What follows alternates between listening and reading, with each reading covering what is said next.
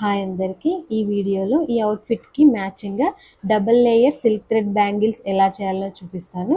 ముందుగా స్లేట్కి ఈ థ్రెడ్ని 20 స్టాండ్స్ చుట్టుకున్నాను. చుట్టుకున్న థ్రెడ్ని గమ్ పెట్టి అతికిచ్చేసి దాన్ని ప్లెయిన్ బ్యాంగిల్కి వీడియోలో చూపిస్తున్న విధంగా చుట్టేసుకోవాలి.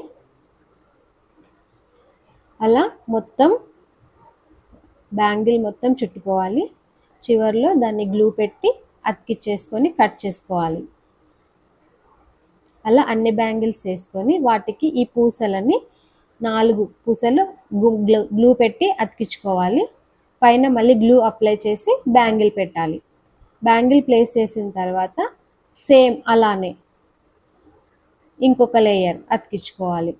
అలా అతికించుకొని కాసేపు బాగా గట్టిగా స్టిక్ అయ్యే వరకు దాన్ని అలా వదిలేసి ఈ పూసలు హైడ్ అయ్యేలాగా మళ్ళీ థ్రెడ్ చుట్టుకోవాలి.